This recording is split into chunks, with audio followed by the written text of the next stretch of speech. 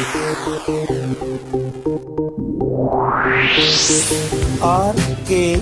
स्वागत है दोस्तों आपका एक बार फिर से हमारे YouTube चैनल RKB कैंफी वीडियोस में।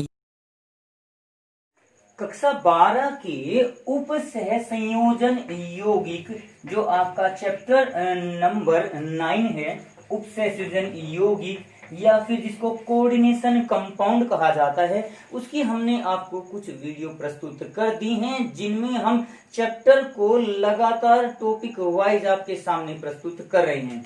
इनमें हमने आपको 3 मुख्य थ्योरी, एक तो वीबीटी, एक सीएफटी और एक वर्नर सिद्धांत, ये प्रस्तुत कर दिए हैं। पिछली वीडियो में हमने आपको सीएफटी और उसके आधार पर सीएफएसई के बारे में जानकारी दी थी।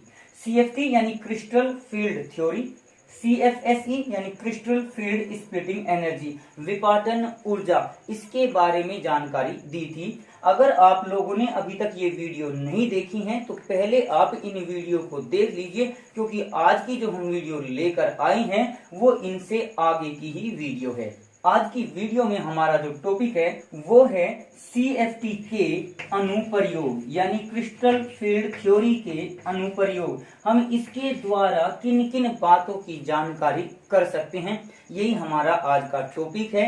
ये वीबीटी की तुलना में अधिक प्रभावी क्यों होती है। एक बार मैं इसको समझाने के पूर्व आपको सीएफएसई के बारे में बता दूं। क्रिस्टल फील्ड विपाटन ऊर्जा क्या थी कि जो डी ऑर्बिटल होता है, जब उसको बिना लिगेंड के लेकर चलते हैं तो पांचों डी ऑर्बिटलों की ऊर्जा समान होती है। इस प्रकार के ऑर्बिटल को हम डीजेनरेट ऑर्बिटल, अपभ्रंश ऑर्बिटल कहते हैं। लेकिन जैसे ही लिगेंड इसके पास आता है, इसके संपर्क में आता है, तो यह 2 प्रकार से विभाजित हो जाता है। जो ऊर्जा के आधार पर विभाजित किए जाती हैं, यानी इनकी स्प्लिटिंग हो जाती है, विभाजन, विपाटन हो जाता है। और इस ऑर्बिटल को कहा जाता है T2G ऑर्बिटल और ऊपर वाले को कहा जाता है EG ऑर्बिटल। अधिक ऊर्जा वाला ऑर्बिटल, कम ऊर्जा वाला ऑर्बिटल। अब इन्हीं के आधार पर हम क्रिस्टल फील्ड थ्योरी के अनुप्रयोग क्या क्या ले सकते हैं, वो सबसे पहले अगर लेकर चलें तो उसमें नंबर 1 में आप लोगों ने वीबीटी में पढ़ा था कि जो लिगेंड होते हैं वो उच्च चक्रण यौगिक या निम्न चक्रण यौगिक बना देते हैं केंद्रीय धातु परमाणु के साथ मिलकर। वैसे इसकी व्याख्या हमने सीएफटी के बारे में आपको दी है, लेकिन थोड़ी सी जानकारी यहाँ पर दे रहा हूँ क्योंकि इसके अनुप्रयोग कुछ आगे भी अभी लिए जाएंगे। तो उसमें क्या था कि जब लिगेंड की उपस्थिति में इलेक्ट्रॉन इन धातु, केंद्रीय धातु परमाणु के ऑर्बिटल्स में प्रवेश करते हैं, तो उसके लिए 2 प्रकार की ऊर्जा की आवश्यकता होती है। एक होता है P, एक होता है डेल O। यानी सबसे पहला जो आपका अनुप्रयोग हो सकता है वो हो सकता है इलेक्ट्रॉनिक विन्यास लिखने में, इसका अनुप्रयोग है, इसका फायदा है। अब P क्या है?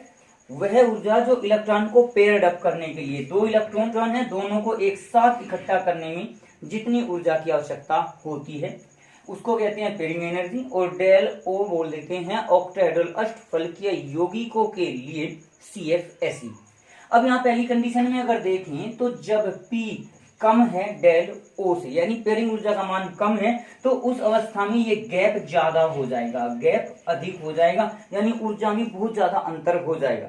तो जब पहला इलेक्ट्रॉन आएगा, दूसरा और तीसरा वे तो आ सकते हैं ऐसे दोनों कंडीशन में, लेकिन जो चौथा इलेक्ट्रॉन आएगा उसकी कंडीशन कहाँ होगी, यहाँ या फिर यहाँ EG में।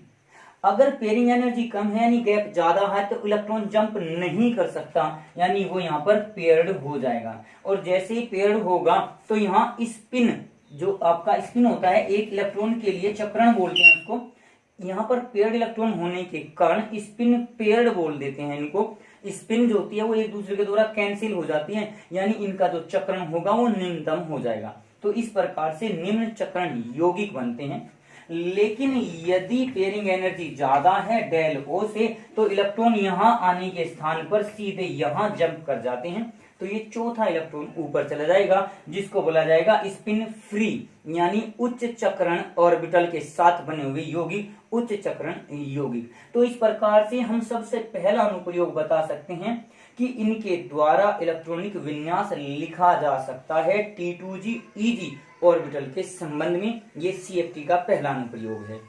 इसी प्रकार से अगर हम दूसरे अनुप्रयोग की बात करें तो वो आ सकता है यौगिकों का, जो उपसंयोजन यौगिक हैं उनके चुंबकीय गुणों की व्याख्या के लिए, कि वो किस प्रकार से आपके अनुचुंबकीय हो सकते हैं, प्रतिचुंबकीय हो सकते हैं।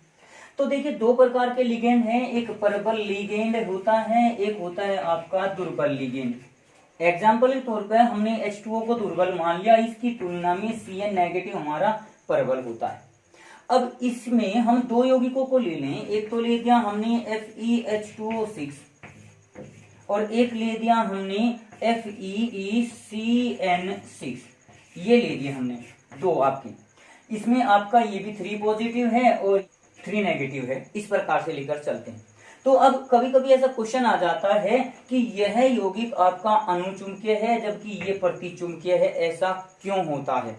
कारण पूछा जाता है कि एक अनुचुंबकीय एक प्रतिचुंबकीय क्यों होता है। तो देखिए आप लोगों को जो परिभाषा बताई गई है प्रतिचुंबकीय और अनुचुंबकीय की, उसके अनुसार क्या होता है कि जितने भी परमाणु आपके यौगिक में युग्मित इलेक्ट्रॉन होते हैं वो प्रतिचुंबकीय होते हैं और अयुग्मित इलेक्ट्रॉन वाले यौगिक आपके अनुचुंबकीय होते हैं। तो यहाँ देखिए Fe3 पॉजिटिव है दोनों में, यहाँ भी Fe3 पॉजिटिव और यहाँ भी Fe3 पॉजिटिव है। अगर हम Fe3 पॉजिटिव का इलेक्ट्रॉनिक विन्यास लिखें, पहले Fe का लिख लें 1s2 2s2 2p6 3s2 3p6 4s2 और 3d6 होता है। आयरन का परमाणु क्रमांक 26 होता है, तो उसका इलेक्ट्रॉनिक विन्यास ये होगा। लेकिन जब Fe3 पॉजिटिव आएगा तो यहाँ पर ये दो इलेक्ट्रॉन निकल जाएंगे और एक यहाँ से निकल जाएगा, यानी ये इलेक्ट्रॉनिक विन्यास हो जाएगा 3p6 और 3d5 के इक्वल। अब अगर हम इसको CFSC के अकॉर्डिंग देखें, क्या था CFSC में कि ये आपके 5 ऑर्बिटल थे, d ऑर्बिटल जब स्प्लिट हो जाते हैं तो ये आपके दो भागों में बढ़ जाते हैं, एक तो हो जाएगा T2G, एक हो जाएगा आपका EG। अब जब दुर्बल लिगेंड होगा तो स्प्लिटिंग कम होगी। आप जो अपनी कॉपी में लिखेंगे इस प्रकार से लिखेंगे, चूंकि H2O एक दुर्बल लिगेंड है जिस कारण विपाटन डी ऑर्बिटलों का विपाटन कम होता है तथा 5 इलेक्ट्रॉन कुछ इस प्रकार से भरे जा सकते हैं, 1 2 3 4 और 5, तथा अधिकतम अयुग्मित इलेक्ट्रॉन होने के कारण FeH2O अनुचुंबकीय प्रकृति का होता है। ये तो हो गया आपका अनुचुंबकीय।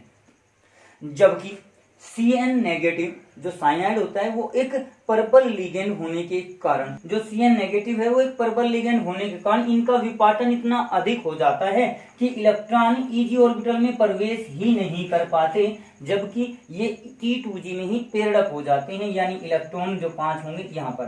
तो युग्मित इलेक्ट्रॉनों की संख्या अधिक और अयुग्मित इलेक्ट्रॉनों की संख्या कम होने के कारण FeCN6 3 नेगेटिव आपका एक प्रतिचुंबकीय पदार्थ होता है, प्रतिचुंबकीय गुणों को प्रदर्शित करता है।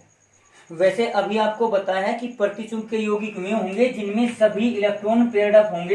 तो यहाँ Fe3 पॉजिटिव के स्थान पर अगर Fe2 पॉजिटिव आ जाए तो फिर ये प्रतिचुंबकीय हो जाएगा। अभी यहाँ पर हम तुलनात्मक रूप से कह सकते हैं कि FeH2O6 3 पॉजिटिव जो होता है FeCN6 3 नेगेटिव की तुलना में अधिक अनुचुंबकीय है ये भी अनुचुंबकीय क्योंकि इसमें एक इलेक्ट्रॉन अयुग्मित आ गया।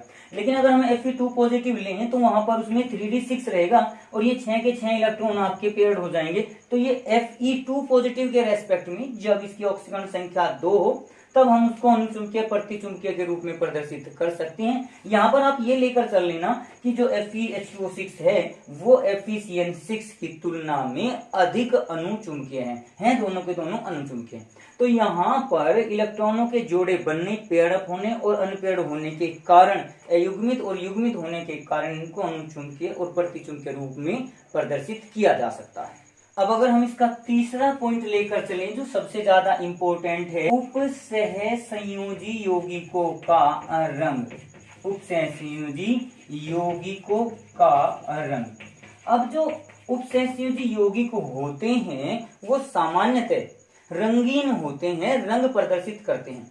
अब कोई भी पदार्थ रंग प्रदर्शित कब करेगा तो उसमें हमने पहले भी आपको बताया हुआ है कि जब भी इलेक्ट्रॉन का संक्रमण होगा, एक स्थान से दूसरे स्थान पर इलेक्ट्रॉन जाएगा तो वो कुछ ऊर्जा लेगा या ऊर्जा देगा। तो इलेक्ट्रॉन उत्तेजित अवस्था में तो ऊर्जा को ले लेता है, लेकिन जब वो वापस अपनी प्रारंभिक अवस्था में आते हैं तो वो कुछ न कुछ ऊर्जा त्यागता है। अब जो त्यागी गई ऊर्जा है डेल ई, वो डिपेंड करती है hc अपॉन लैम्डा सूत्र पर, और लैम्डा यानी तरंग दैर्ध्य होने के कारण वो रंग प्रदर्शित करती है।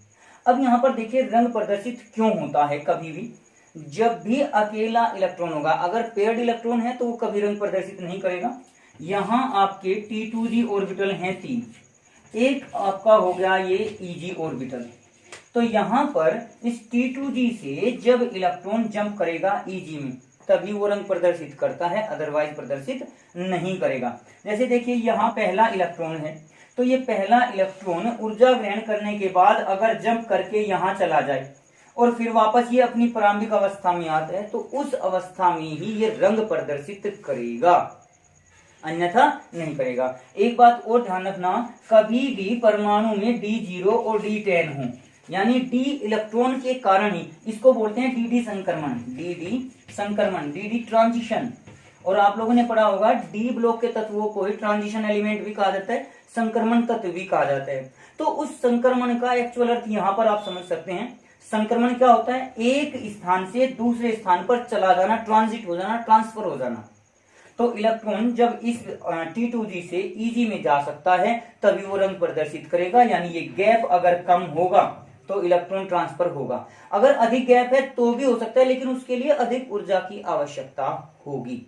लेकिन अगर यहाँ इलेक्ट्रॉन आपके पेड़ हो गए सारे के सारे, तो उस अवस्था में इलेक्ट्रॉन जंप नहीं करेगा, उस अवस्था में इसका रंग कुछ और होगा, क्योंकि यहाँ अकेला अनपेयर्ड इलेक्ट्रॉन उपस्थित है। तो एक प्रकार से आप यहाँ दो बात कह सकते हैं रंग प्रदर्शित करने के मामले में। किसी भी परमाणु में यदि d ऑर्बिटल में अयुग्मित इलेक्ट्रॉन उपस्थित है तो वह रंग प्रदर्शित कर सकता है, लेकिन यदि अयुग्मित इलेक्ट्रॉन T2g ऑर्बिटल में है और वह संक्रमित होकर Eg ऑर्बिटल में चला जाता है तो भी वह उपसहजी यौगिक रंग प्रदर्शित करेगा। तो इस प्रकार से हम CFT के सभी जो अनुप्रयोग हैं वे आप लोगों के सामने बता चुके। इनमें 3 पॉइंट हमने आप लोगों को बताए हैं। पहला उच्च चक्रण निम्न चक्रण, दूसरा चुंबकीय गुण। चुंबकीय गुण में एक सूत्र आपका रह गया था, उस सूत्र को आप लेकर चल सकते हैं। म्यू चुंबकीय आघूर्ण निकाला जा सकता है n इंटू n+2 का अंडर रूट से, जहां पर जो n है वो अनपेयर्ड इलेक्ट्रॉन की संख्या है। अनपेयर्ड यानी जितने अयुग्मित इलेक्ट्रॉन है उनकी संख्या यहाँ रखे। जैसे n बराबर 1 है तो यहाँ पे आ जाएगा आपका √3 के इक्वल। अगर यहाँ पर n इक्वल टू 2 रख दिया तो ये आ जाएगा आपका 2√2 के इक्वल, या √8 जिसको हम कह सकते हैं। तो इस प्रकार से आप ये वैल्यूज याद भी कर लेना। कभी कभी एग्जाम में केवल ये वैल्यूज दी जा सकती हैं और पूछा जा सकता है कि उसमें अयुग्मित इलेक्ट्रॉनों की संख्या कितनी होगी। तो अधिकतम अयुग्मित इलेक्ट्रॉन 5 हो सकते हैं, तो आपको n इक्वल टू 5 तक ये केवल याद करनी है, और कम से कम आपके 0 हो सकते हैं, और 0 के लिए तो 0 ही रहेगा, उससे कोई प्रभाव नहीं पड़ेगा। तो आज की वीडियो में जो आपको बताया गया CFT के अनुप्रयोग, उनको अच्छी प्रकार से आप लोग समझ लेना। अगर किसी प्रकार की कोई बात फिर भी आपकी रह गई है जो आपकी समझ में नहीं आ रही है तो आप हमें कमेंट बॉक्स में लिखकर बता सकते हैं, हमसे पूछ सकते हैं, हम आपको उसका जवाब अवश्य देंगे। तो आज की वीडियो के लिए आपका धन्यवाद। आज की वीडियो में बस इतना ही। अगली वीडियो प्राप्त करने के लिए हमारे चैनल को सब्सक्राइब करें, वीडियो को लाइक करें, और अगर वीडियो अच्छी लगे तो कमेंट्स करें और दोस्तों को भी शेयर करें।